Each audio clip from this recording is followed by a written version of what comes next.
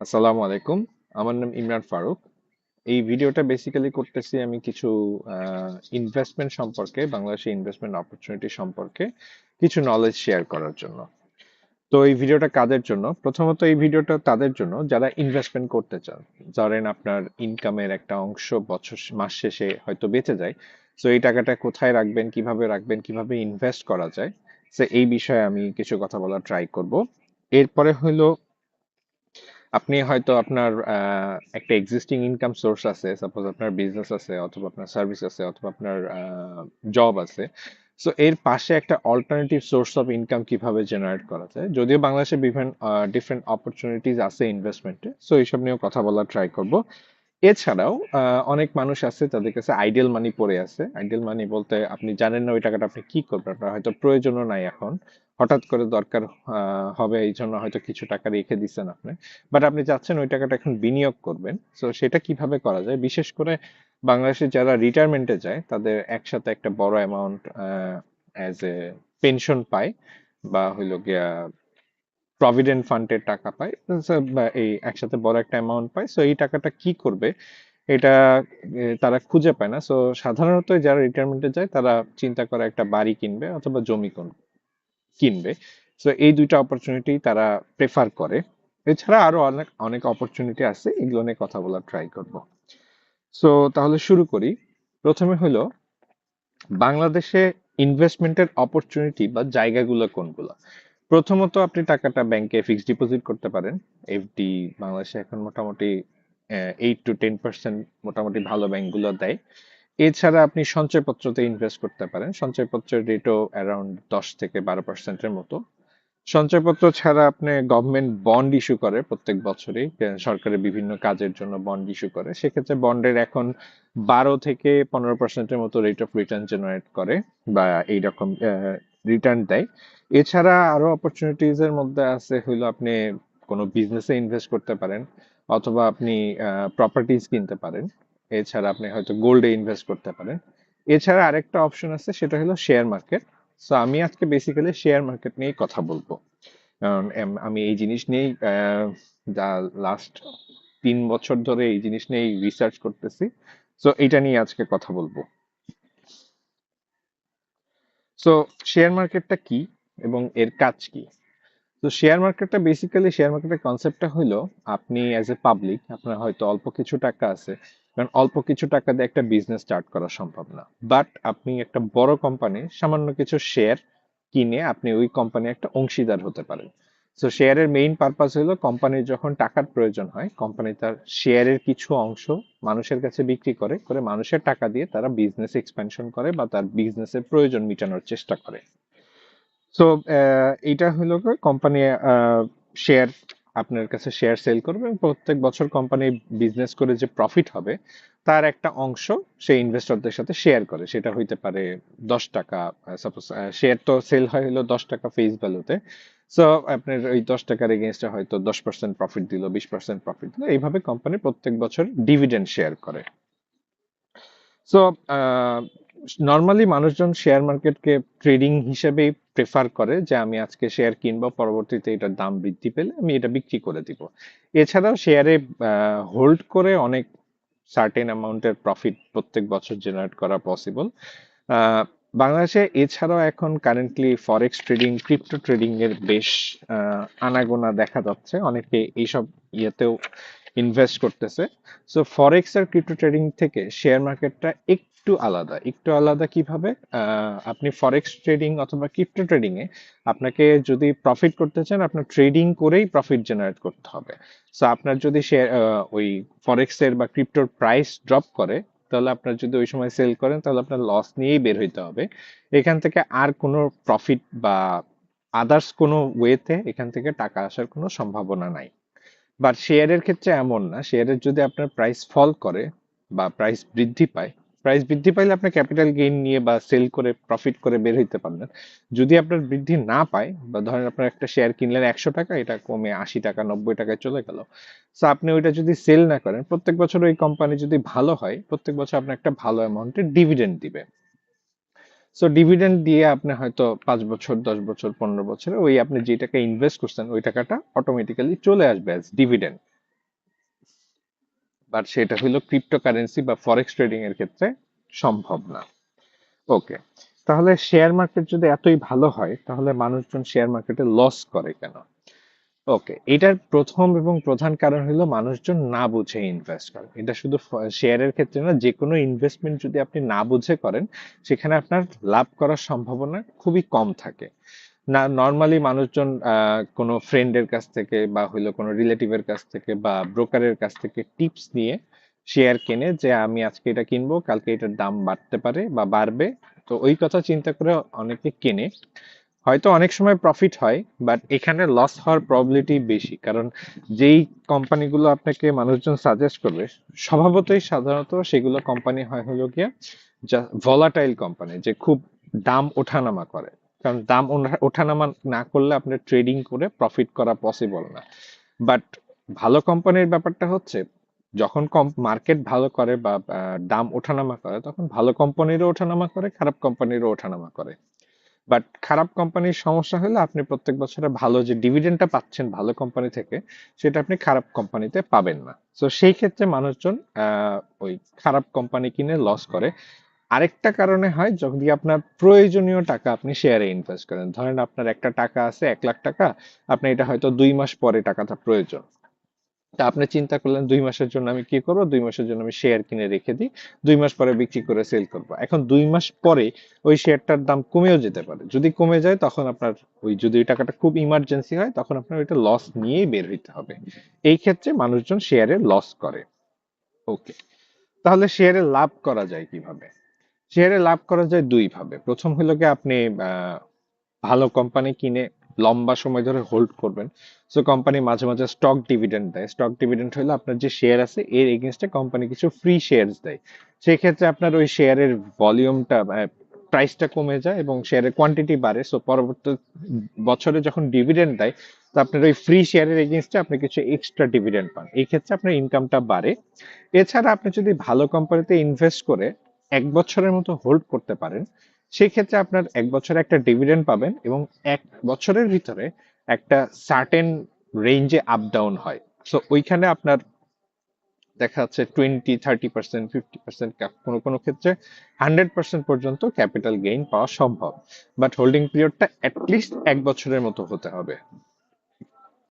আচ্ছা, এতক্ষণ তো বললাম ইনভেস্টমেন্টের অপরচুনিটি কি বা ইনভেস্ট করলে কি হবে, কিভাবে বেনিফিট করা যাবে।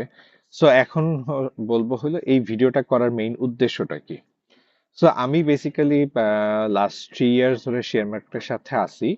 সো এইটার উপর বেসিস করে আমি কিছু এক্সিস্টিং আমার নিজের পোর্টফোলিও ম্যানেজ করি, সাথে আমি কিছু মানুষজনকে ডিফারেন্ট কোম্পানি সাজেস্ট করি, কাইন্ড অফ কনসালটেন্সি টাইপের। বাট আমার সাজেস্ট করা কোম্পানি থেকে মানুষজন প্রফিট করে ঠিকভাবে বের হইতে পারে না, কারণ আমি যেই কথা চিন্তা করে মানুষজনকে সাজেস্ট করি সেই টাইম ওয়াইজ যেহেতু ওইটা ওইরকম ভলাটাইল কোম্পানি, আপনাকে ট্রেডিং করেই বের হইতে হবে। সো এই জায়গায় যে মানুষজন ওই ইয়ের থেকে বের হইতে পারে না। সো এই জন্য আমি চিন্তা করছি আমি ওইভাবে আর ইনভেস্টমেন্টটা করব না, বা সাজেশনটা দিব না। আমি পোর্টফোলিও ম্যানেজমেন্ট সার্ভিস স্টার্ট করার ট্রাই করতেছি বা চিন্তা করতেছি। সো এখানে কি হবে, টাকাটাও আপনারই হবে, অ্যাকাউন্টসও আপনারই হবে, জাস্ট হলো আমি আপনার হয়ে ট্রেডিংটা করব। সাপোজ আপনি একটা ব্রোকারে একটা অ্যাকাউন্ট খুললেন, সো আমি ওই অ্যাকাউন্টের অ্যাক্সেস আপনি আমাকে দিবেন। সো আমি আপনার ওই অ্যাকাউন্টে আপনার অ্যাকাউন্ট থেকে আপনার হয়ে আমার যে রিসার্চ অ্যানালাইসিস করা লিস্টেড কিছু কোম্পানি আছে এই কোম্পানিগুলোতে আপনার টাকাটা ইনভেস্ট করব। সো এইটাতে এটাতে আপনার সুবিধা কি বা আপনার বেনিফিটটা কি, বা আমার এই সার্ভিস আপনি যে আমার কাছ থেকে এই সার্ভিসটা নেবেন এর জন্য আমার কোয়ালিফিকেশন কি। সো প্রথমত আমার পড়াশোনা হলো ডেটা অ্যানালাইসিস নিয়ে। এরপরে লাস্ট 3 বছর ধরে শেয়ার মার্কেট নিয়ে রিসার্চ অ্যানালাইসিস করতেছি। এটার উপর বেসিস করে আমার নিজের একটা ডেটাবেস বানানো আছে যেখানে হইলো গিয়া মার্কেটের সাথে এই ডেটাটা লাইভ আপডেট হয়। সো এটা আমার শুধু নর্মালি বিভিন্ন জায়গায় পোর্টালে আপনি হলো এরকম লাইভ ডেটা ফিড পাবেন, বাট সেটা হলো আপনার লিস্টেড কোম্পানির জন্য পাবেন না। সেটা হয়তো পুরো মার্কেটের ডেটা একসাথে আপডেট হচ্ছে, বাট আমার যে ইয়েটা আছে এটা হলো আমার যে লিস্টেড কোম্পানি আছে কিছু, এই লিস্টেড কোম্পানিরই কত অনেকগুলো প্যারামিটারের উপর বেসিস করে এই কোম্পানিগুলো শর্ট লিস্ট করা। সো এই লিস্টেড কোম্পানির গুলোরই আপনার লাইভ মার্কেট ফিডটা আমি একসাথে দেখতে পারি। ওকে, তারপরে হইলো গিয়া সো আমি এখান থেকে আমি প্রফিটটা জেনারেট করি কিভাবে? আমার প্রসেসটা হইলো কি, আমি বেসিক্যালি যখন কোম্পানি যখন ডিভিডেন্ড দেয়, সো ট্রাই করি তার 1 থেকে 1.5 মাস আগে ওই কোম্পানিটা কেনার। কারণ কোম্পানিগুলো প্রত্যেক বছর একটা নির্দিষ্ট সময়ের আশপাশেই ডিভিডেন্ডটা দেয়। সাপোজ যেই কোম্পানিগুলো নভেম্বরে ডিভিডেন্ড দেয়, সেই কোম্পানিগুলো সাধারণত নভেম্বরেই ডিভিডেন্ড দেয়। সো এটার রেকর্ড ডেটটা ডিক্লেয়ার করে হলো অক্টোবরে বা সেপ্টেম্বরের শেষের দিকে। সো ডিক্লেয়ার করার পর থেকে শেয়ারটার মুভমেন্ট শুরু হয়, বা হইলো গিয়ে দাম ওঠানামা শুরু করে, বা হইলো গিয়ে ভলিউম পাওয়া শুরু করে। সো আমি ট্রাই করি হইলো কি ওই 1-1.5 মাস আগে শেয়ারটা কেনার, কিনে ওই বছরের ডিভিডেন্ডটা ডিভিডেন্ডটা নেওয়ার, নিয়ে তারপরে ওই শেয়ারটা আমি 1 বছর পর্যন্ত হোল্ড করি। সো টেকনিক্যালি আমার হোল্ডিং পিরিয়ড হলো 1 বছর, বাট আমি এই 1 বছরের ভিতরে ওই 1 বছর 2 মাসের বা 3 মাসের ভিতরে আমি ওই শেয়ার থেকে 2বার ডিভিডেন্ড পাচ্ছি। কিভাবে? সাপোজ কোম্পানি নভেম্বরে ডিভিডেন্ড দেয়, সো আমি সেপ্টেম্বরে বা অক্টোবরে কোম্পানিটা কিনবো, নভেম্বরের ডিভিডেন্ডটা নিব, নিয়ে ওই কোম্পানিটা ডিসেম্বরে বা ডিভিডেন্ড দেওয়ার পরে নর্মালি শেয়ারের প্রাইসটা ফল করে।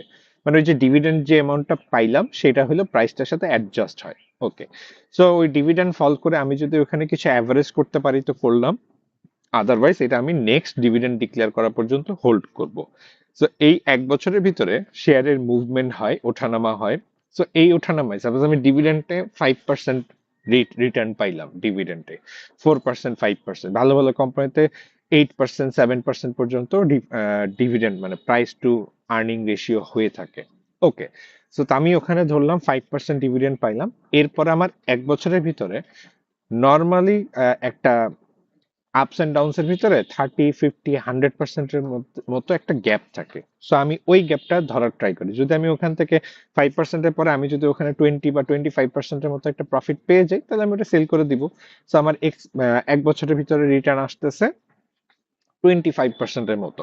তো ধরলাম আমার ওখানে 20% ক্যাপিটাল গেইন হবে না, তাহলে আমি এই সাপোজ এই বছরে 2024 সালের নভেম্বরে আমি শেয়ারটা কিনলাম, 2025-24 সালের নভেম্বরে একবার ডিভিডেন্ড পেলাম, 2025 সালের নভেম্বরে একটা ডিভিডেন্ড পেলাম। সো আমি 5% করে 10% ডিভিডেন্ড পাইলাম।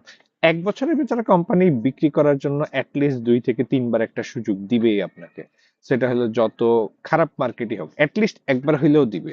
যদি না হয়, লাইক এই 2024 সালের মতো যদি সিচুয়েশন হয়, সেই ক্ষেত্রে আপনার হয়তো 2 বছর হোল্ড করা লাগতে পারে। সে 2 বছর আপনার 3বার ডিভিডেন্ড পাওয়ার একটা সুযোগ আছে। সো আমি এইভাবে আমি একটা টার্গেট করি যে আমি এক্সপেক্টেড বছরে 20 থেকে 25% রিটার্ন জেনারেট করব, বেসড অন মার্কেট। মার্কেট যদি খুব ভালো হয় সেক্ষেত্রে দেখা যাচ্ছে 40%, 50% রিটার্নও আসতে পারে।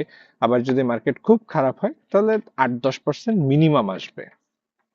সো এটা হইলো বা আমার এক্সপেক্টেড রেট অফ রিটার্ন। আচ্ছা, এখন আমার সার্ভিস বা হইলো আমার পোর্টফোলিও ম্যানেজমেন্ট সার্ভিস নিলে আপনার লাভ কি? প্রথমত হইলো গিয়ে এর জন্য আপনার কোনো সময় বা রিসার্চ বা শ্রম বা মেধা কিছু দিতে হচ্ছে না। আপনার জাস্ট একটা অ্যাকাউন্ট খুলতে হবে এবং আপনার টাকাটা বিনিয়োগ করতে হবে। এই টাকা আমি আপনার হয়ে আপনার টাকাটা ম্যানেজ করব, বিভিন্ন কোম্পানিতে ইনভেস্ট করব, করে আপনার জন্য একটা নতুন সোর্স অফ ইনকাম জেনারেট করব। আচ্ছা, এছাড়াও আমার এই সার্ভিসটা নিতে হইলে এর জন্য আপনাকে অ্যাডিশনাল কোনো ফিজ অথবা ইয়ারলি চার্জ এরকম কিছু দিতে হবে না। আমি আপনার অ্যাকাউন্ট থেকে যেই পরিমাণ প্রফিট জেনারেট করতে পারবো, সেটা হোক 10%, হোক 20%, হোক 25%, ওই টোটাল অ্যামাউন্ট অফ প্রফিটের আমি যদি সাপোজ 1 লাখ টাকা জেনারেট করি, সো 1 লাখ টাকা 25% আমি অ্যাজ আমার সার্ভিসের ফি হিসেবে নিব। আমি যদি কোনো প্রফিট জেনারেট করতে না পারি, সেক্ষেত্রে আমি আপনার কাছ থেকে কোনো টাকা নিব না।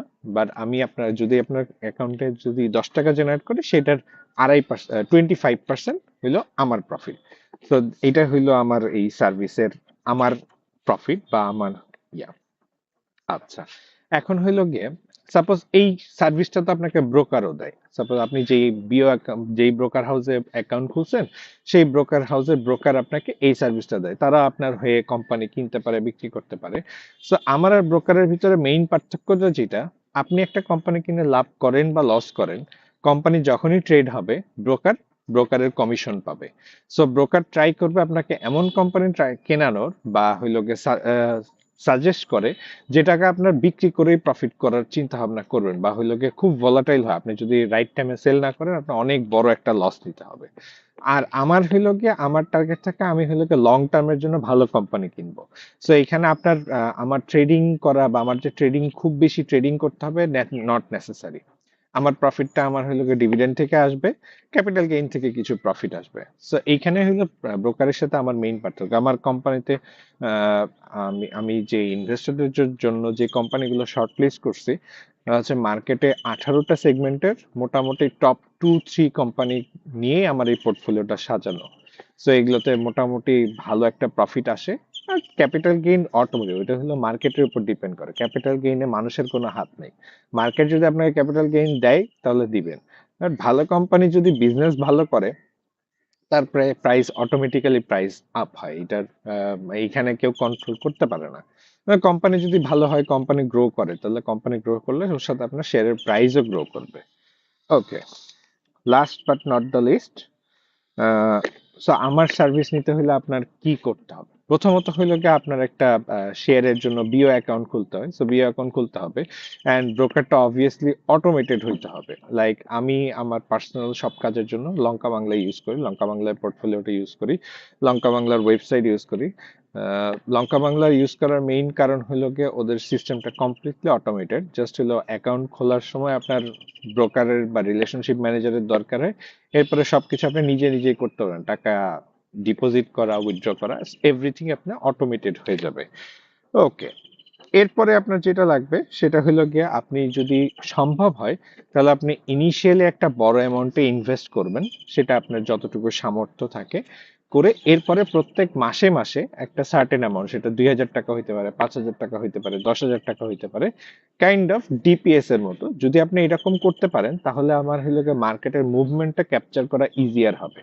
আমি বেসিক্যালি যেটা করি, আমি একটা কোম্পানি কিনি, যে রেটে পাই সেই রেটেই কিনি, তারপরে আমি এটাকে অ্যাভারেজ করার ট্রাই, মানে যখন প্রাইস ফল করে আমি এটাকে আরো কিনি, কিনে এটাকে অ্যাভারেজ করার ট্রাই করি। অ্যাভারেজ করতে করতে একটা সময় যে এটা আমাকে প্রফিট ডেফিনেটলি দিবে। আর যেহেতু ভালো কোম্পানি কিনি, সো আমি যদি ওই অ্যাভারেজ যত করতে থাকবো আমার ডিভিডেন্টের রেট অফ রিটার্ন তত বাড়তে থাকবে।